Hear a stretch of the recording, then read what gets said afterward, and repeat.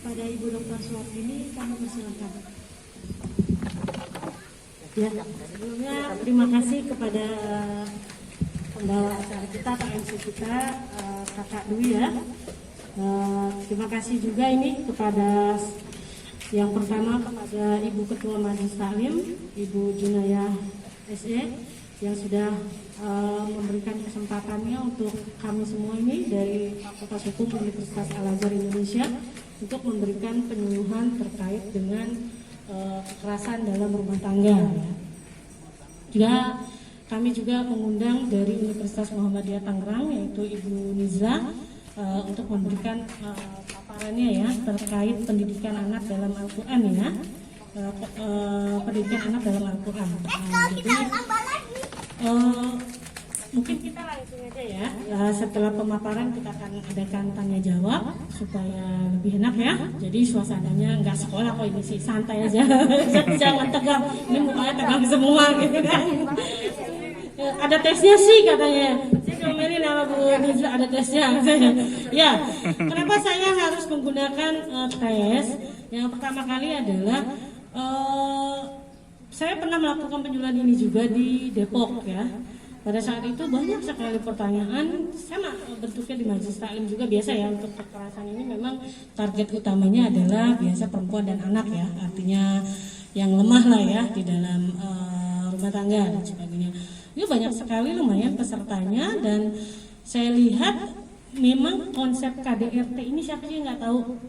Ibu-ibunya sama ngomong-ngomong KDRT loh gitu kan, bener nggak? Kayak gitu ya?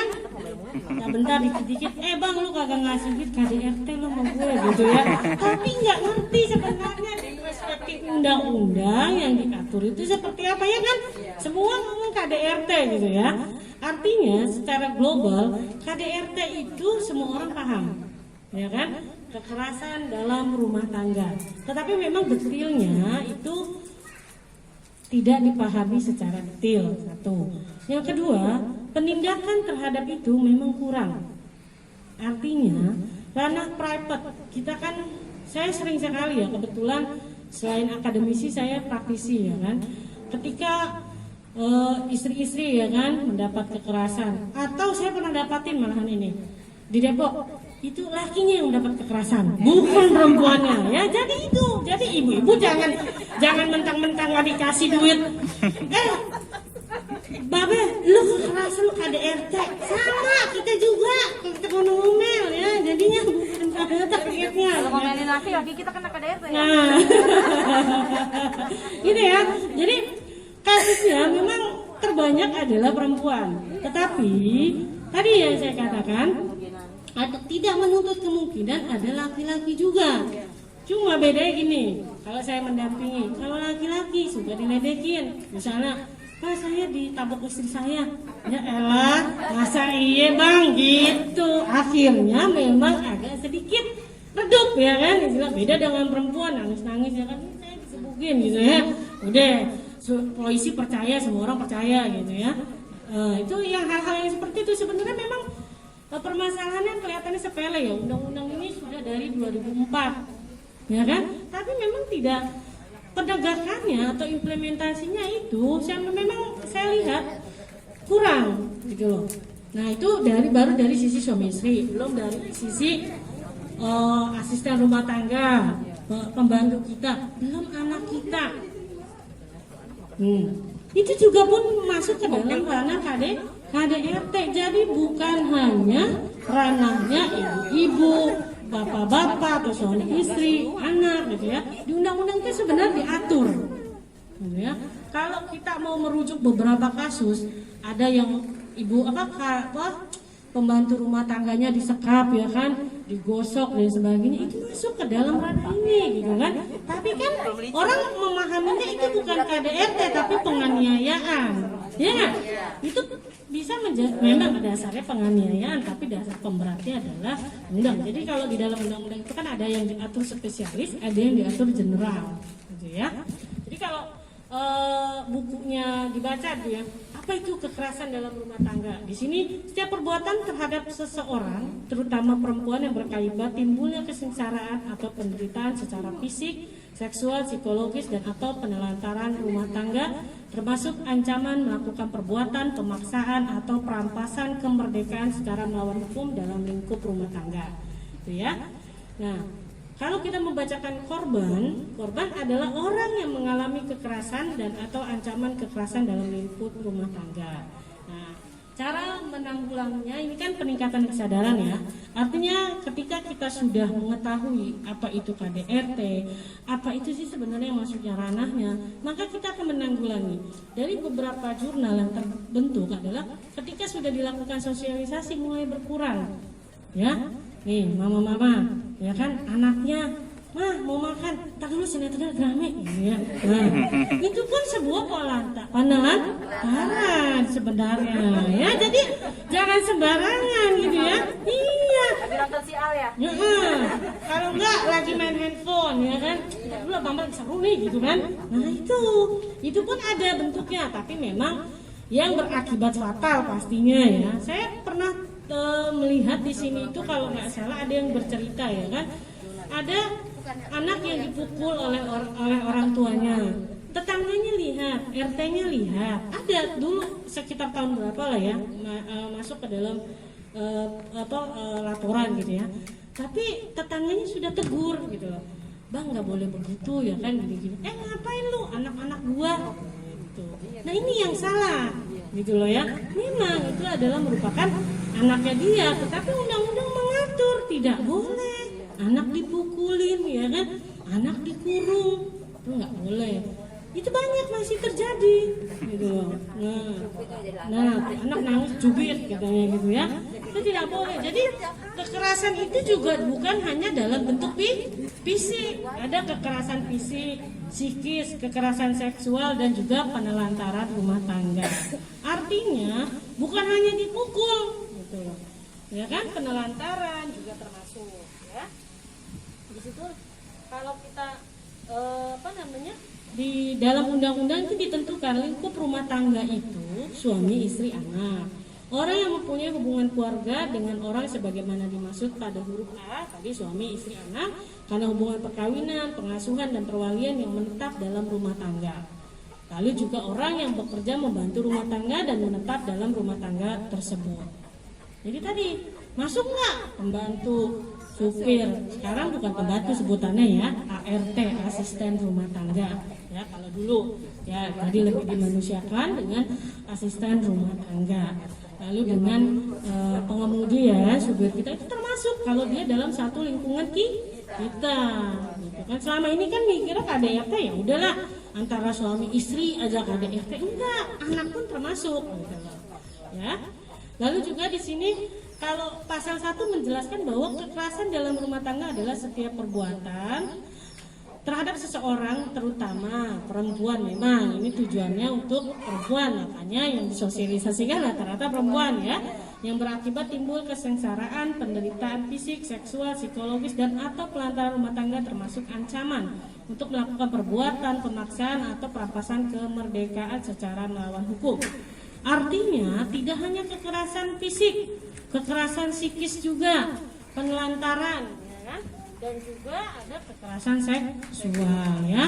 Ya memang ini jarang ya mungkin ya, kalau tapi tidak menutup kemungkinan kalau kita lihat TV ya kan, kasus-kasus yang istri dijual oleh suaminya ya kan, ya kan, udah bosen katanya mau di-upgrade katanya. Waktu ini langsung to the point aja, udah bosen aja dijual.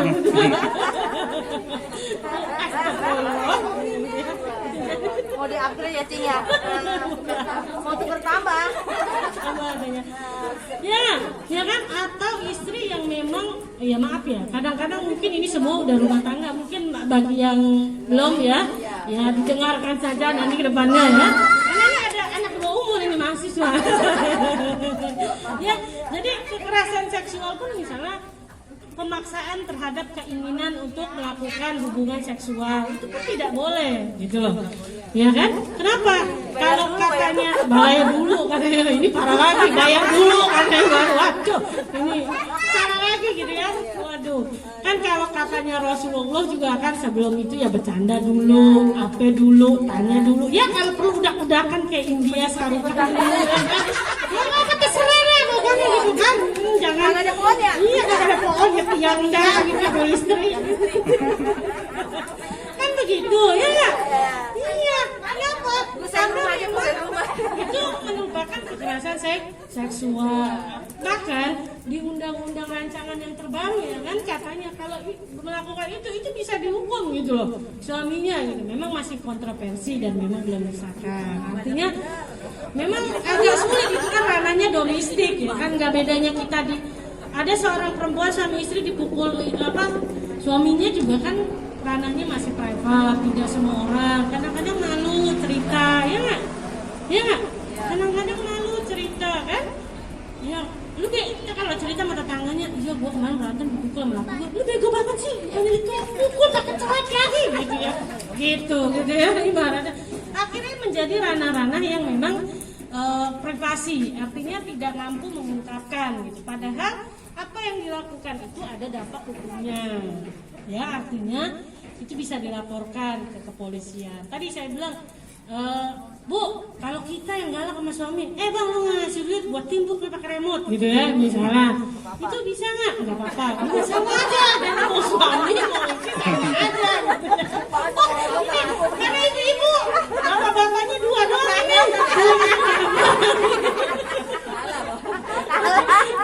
Kalah.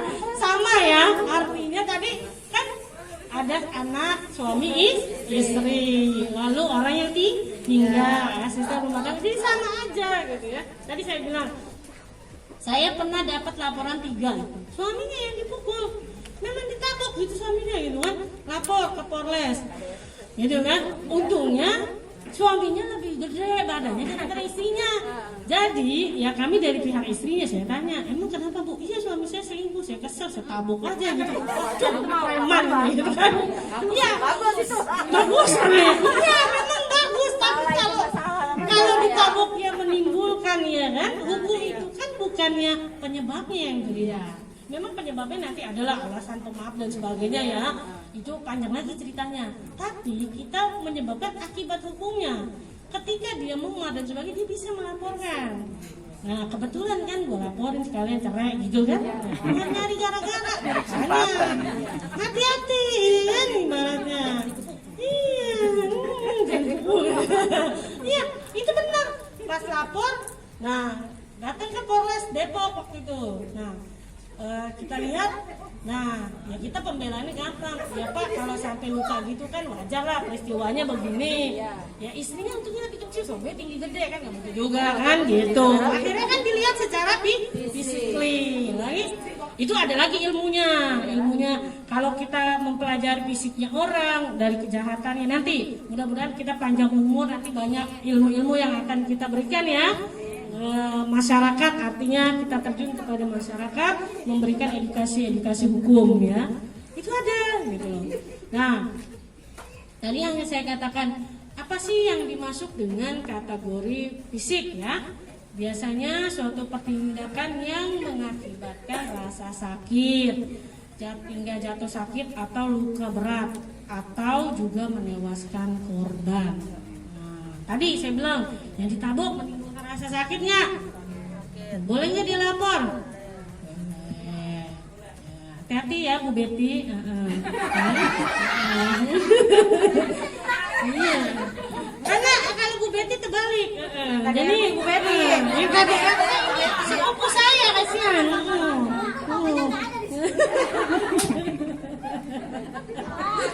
Ini, oke. Lalu juga biasanya kekerasan psikis itu apa sih gitu ya? Perbuatan yang mengakibatkan ketakutan, hilangnya rasa percaya diri, hilang kemampuan untuk bertindak, rasa tidak berdaya, atau bahkan penderitaan psikis berat pada seseorang. Misalnya, ya, udah tahu kita ekonominya pas-pasan, mau kerja istrinya, ya kan, nggak dikasih, ngapain lu kerja, belum mampu kerja, gitu ya. Itu kan membuat kita tidak mampu untuk berbuat. Atau biasanya itu yang suka ngata-ngatain suaminya, misalnya keras, kasar, atau jangan-jangan istrinya juga yang ngata-ngatain, lu bang lu jelek banget lah, kagak bakal laku, gitu sama aja itu ya. Nah, iya itu sama. Jadi sama, jadi artinya antara suami istri ini sama perbuatannya ya, artinya kita harus mendukung suami istri ini, saling mendukung ya kan, tidak menghambat secara psikis. Bisa timbul, nggak usah jauh-jauh. Biasanya ibu kan kalau habis lahiran apa gemuk ya kan, suaminya neng lu gembrot amat gitu kan, itu juga salah satu kekerasan fisik itu. Iya, itu psikis sebenarnya. Ya kan harusnya begini, neng biar kata lu lebar dikit juga cek banget gitu harusnya ya. Jadi menimbulkan rasa percaya diri kepada ibu-ibu. Loh, karena kan itu kodratnya. Benar nggak kan, siapa sih yang mau habis melahirkan pengennya mah ya kayak siapa namanya badannya Tamara Brzezinski ya, cuma ya boro-boro Tamara Brzezinski modalnya mahal ya kan istilahnya. Tadi ya Luna Maya gitu ya. Kita mah dunia maya. Ya betul, dan dunia maya ya. Jadi hal-hal itulah yang memang harus dikembangkan. Ini juga punya suaminya udah hitam lagi, bang udah hitam jelek lagi, hidup lagi. Tapi dia demen, punya anak 3 kan salah. Ya, suaminya penghasilannya kecil. Lu duit segitu aja belagu lu bang gitu. Akhirnya menimbulkan rasa tidak percaya. Itu sebenarnya masuk ke dalam kekerasan psikis. Memang agak sulit menjangkaunya ya, karena dalam hukum selain perbuatan itu terjadi ada pembuktian. Mungkin kalau kita memukul tadi ya, kekerasan fisik itu lebih mudah ya karena ada bekasnya kan gitu. Tapi psikis ini nggak ada bekasnya, tapi menimbulkan beban. Nah, beban di dalam batin gitu ya, berkecamuk ya kan dan sebagainya. Mungkin kan ada orang yang mampu bertahan dalam rumah tangganya, ada yang tidak kan. Nah itu mungkin semua orang nggak bakalan tahu peristiwanya, pasti yang mengalami itu yang tahu, karena nggak sama gitu ya. Artinya kok kelihatannya happy-happy aja, tahu-tahu cerai. Yang tahu kan dalamnya, dia merasakan mungkin fisiknya kelihatannya baik, tapi dalamnya kan tidak. Nah ini namanya disebut kekerasan psikis. Psikis itu artinya kita merasa kok begini, kok kita begini ya kan, akhirnya menimbulkan banyak ketidakmampuan atau kita ketakutan.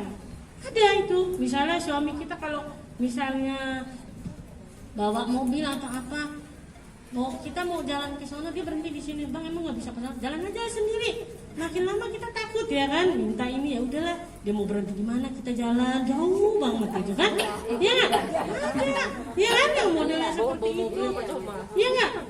Ada. Jadi hal-hal yang seperti itu sebenarnya sudah membuat psikis kita, atau kita selalu salah, bentar-bentar minta maaf, nanti akan terbangun sendiri gitu loh. Rasanya sama suami pun akan mengalami seperti itu. Nah yang lebih parah mungkin nanti akan dibahas dalam anak ya.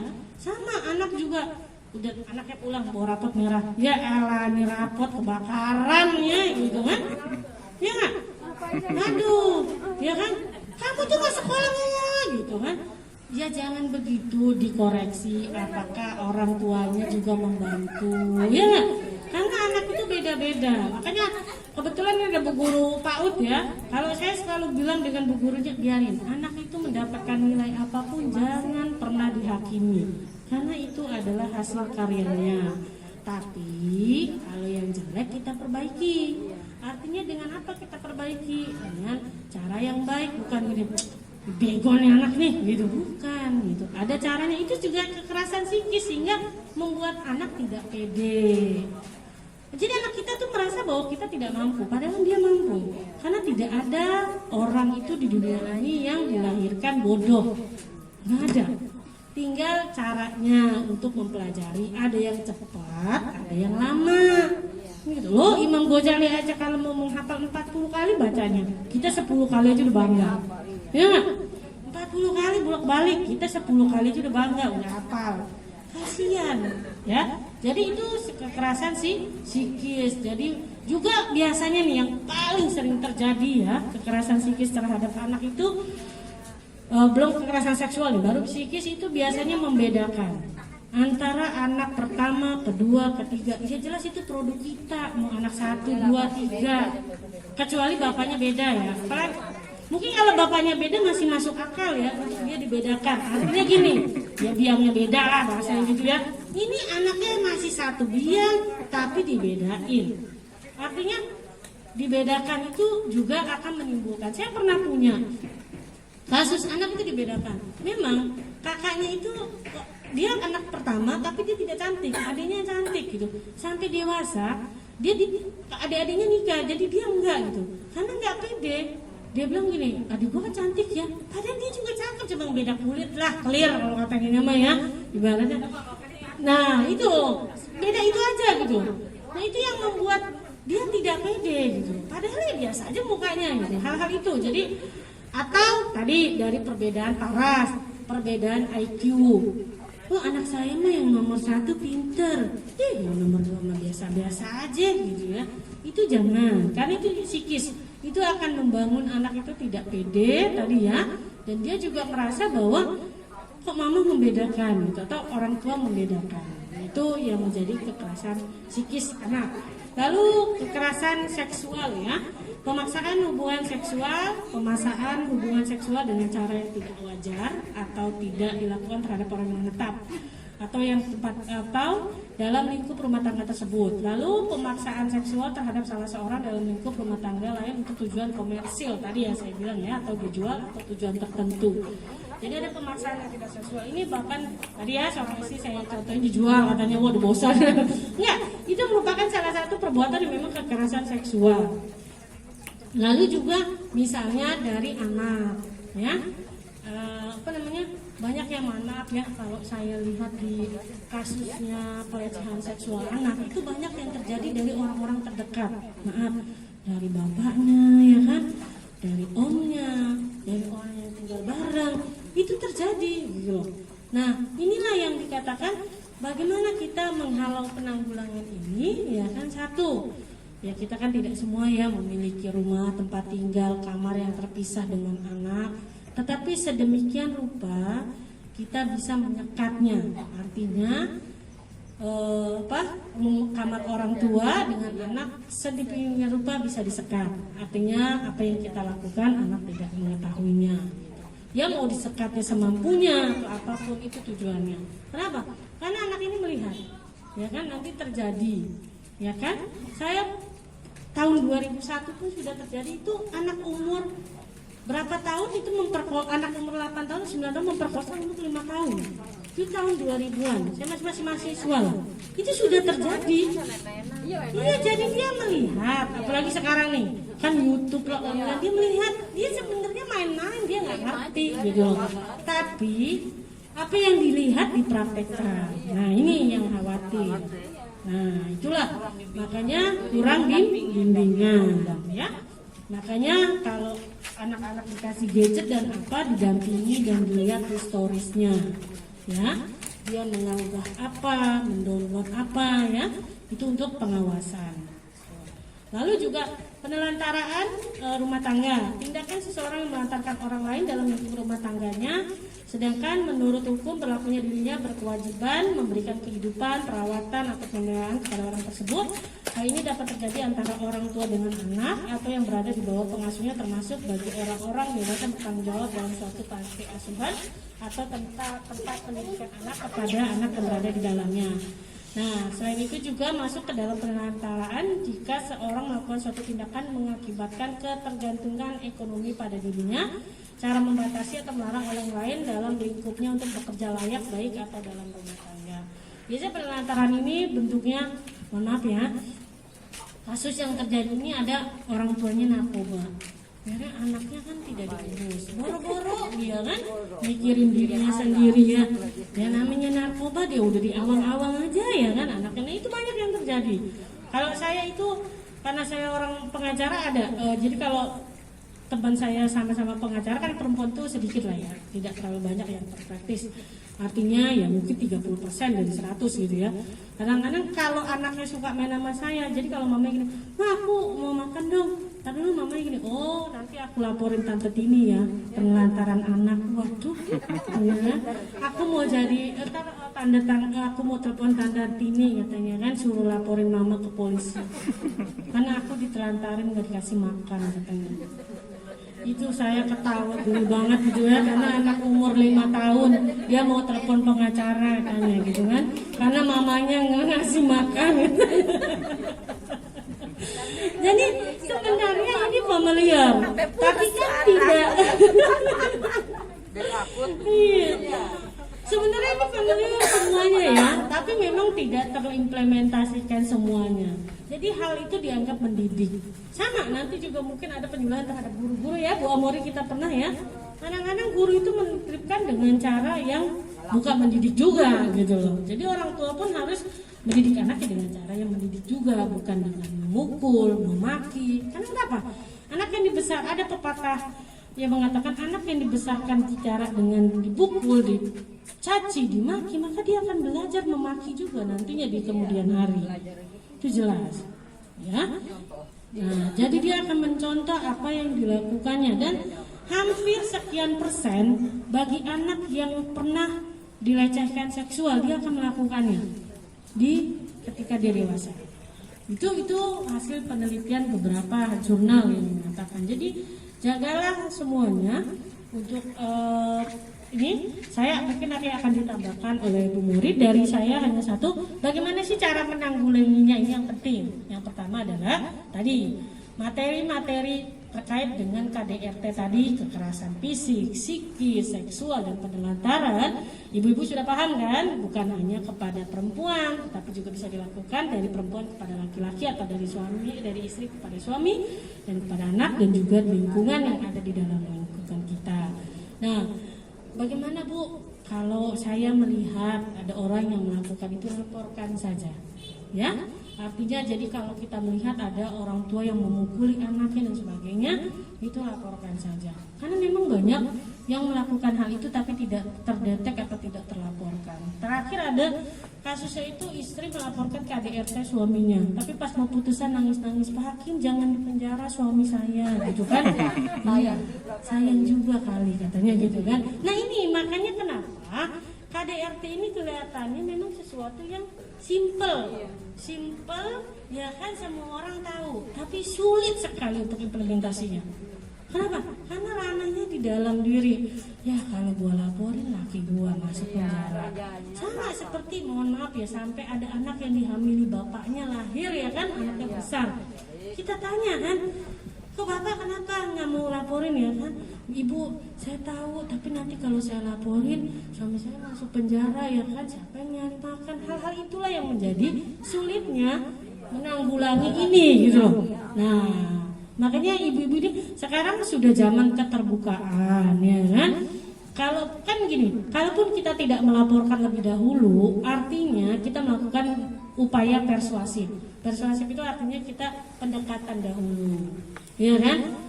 Misalnya kita dipukul, ya bang nggak boleh begitu kan, dalam ini kan, maksudnya kita ini seorang istri, nggak boleh, maksudnya ya diberitahukan secara baik ya kan, bukan dipukul, ya hal-hal seperti itu. Tapi kalau memang dia keterlaluan ya kan, kita laporkan boleh, ya nggak? Artinya apa ya? Kekerasan itu jangan sampai mengakar sehingga kita ya maaf sampai menimbulkan, tadi kan salah satunya adalah menewaskan korban. Itu banyak sekali. Saya pernah temui itu suaminya kalau marah itu saking takutnya dia cerai, dia nggak pernah mau mengajukan cerai. Kenapa? Karena semua pengacara mengajukan cerai, suaminya kebetulan lumayan, semuanya disadap handphonenya. Jadi pengacara pun diancam-ancam oleh suaminya. Dan kalau marah, ibu mau tahu, itu istri, anak semua dijajarin, disiram bensin, dan dia megang korek,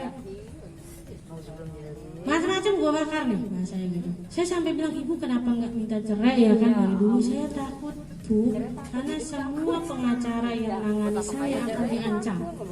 Tapi akhirnya saya kebetulan satu, kalau di kantor itu paling banyak 2 lah, perempuan ya, selebihnya laki-laki. Ya udah kita tangani daripada meninggal korbannya. Itu kita kucing-kucingan. Jadi kalau itu dia nggak datang dan sebagainya, tapi putus, alhamdulillah kita selamatkan gitu ya. Kenapa? Karena memang sulit sekali, itu ranahnya domestik dan suaminya memang kuat sekali gitu kan. Dia bisa inilah dan sebagainya, itu banyak sekali. gitu loh. Jadi ya memang kenapa memang tadi ya dikhususkan perempuan, karena memang perempuan dan anak ini adalah yang lemah kan gitu. Bukannya karena laki-laki nggak yang lemah ya, tadi saya contohin kalau dipukul perempuan, perempuannya kecil, lakinya keker kan lucu. Jangan-jangan lakinya model begitu ya kan. Bener nggak? Dipukul jadi nangis, bener nggak? Kan kalau kerjanya badannya doang kan gitu. Badan Rambo hati. Nah itu, itu. Jadi ya seperti itu. Memang implementasinya sulit. Mudah-mudahan dengan adanya sosialisasi ini semuanya baik ibu-ibu ya kan sudah bisa oh ini seperti ini, apa yang harus saya lakukan. Nanti kita akan adakan tanya jawab. Mungkin akan ditambahkan sedikit dulu oleh Bu Moris ya. Oke. Baru nanti ke Ibu Nizla, baru kita mengadakan tanya jawab ya. Jangan bosan-bosan ya ibu-ibu, masih semangat? Apa ngantuk? Dimakan sambil makan aja Bu, nggak usah tegang, nggak apa-apa, sambil dimakan. Silakan. Saya ini berikan waktunya kepada Ibu Amori Adis.